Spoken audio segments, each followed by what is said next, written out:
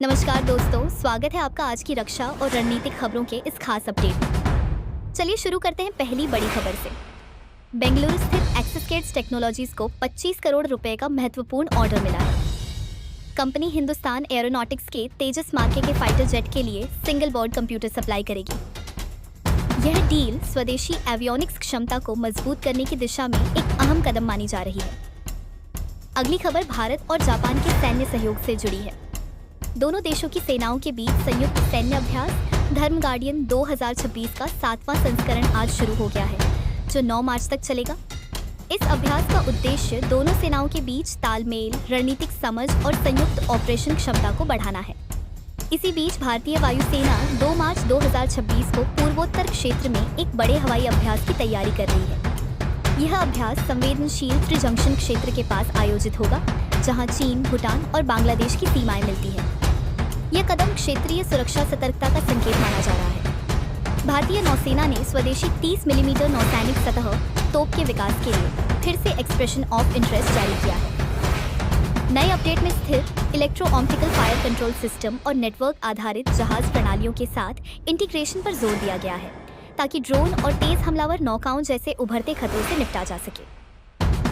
दक्षिण अमेरिका से भी भारत के लिए सकारात्मक संकेत आए हैं।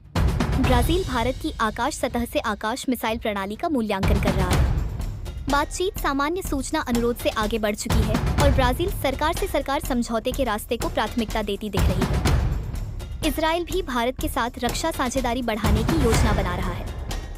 प्रस्तावित विस्तार में टेक्नोलॉजी शेयरिंग, स्थानीय निर्माण और आयरन डोम सहित लेजर रक्षा प्रणालियों पर संभावित सहयोग शामिल है। इससे भारत में संयुक्त निर्माण और निजी क्षेत्र की भागीदारी को बढ़ावा मिल सकता है।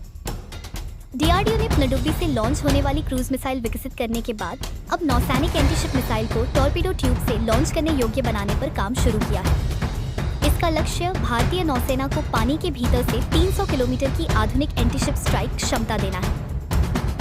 5वीं पीढ़ी के फाइटर जेट की जरूरत पर रक्षा मंत्रालय और वायुसेना के बीच चर्चा तेज हो गई है।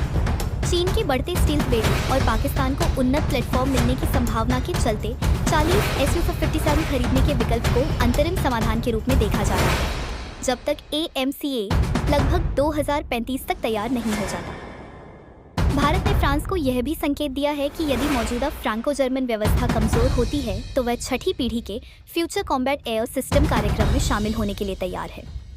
शुरुआती बातचीत में सह विकास और सह निर्माण की संभावना पर चर्चा हुई है। तेजस MK-1 से जुड़ी एक घटना पर भी स्पष्टता आई है।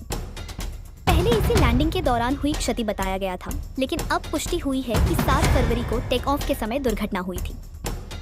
विमान को गंभीर संरचनात्मक नुकसान हुआ, हालांकि पायलट सुरक्षित रहा। वायुसेना और HAL संयुक्त जांच कर रहे हैं।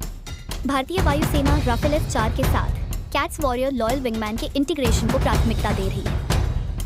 ओपन इंटरफेस के जरिए भारतीय इंजीनियर राफेल मिशन कंप्यूटर में स्वदेशी सिस्टम जोड़ सकेंगे, जिससे पायलट ड्रोन के साथ टीम बनाकर निगरानी और हथियार साझा कर सकेंगे। और अंत में एक वरिष्ठ वायुसेना अधिकारी ने रूस के Tu-160M बॉम्बर में किसी भी तरह की रुचि से इनकार किया है। वायुसेना का मानना है कि इसकी जटिलता, लागत और सीमित सामरिक उपयोगिता भारत की जरूरतों के अनुरूप नहीं है। तो दोस्तों, ये थी आज की रक्षा क्षेत्र की बड़ी खबरें।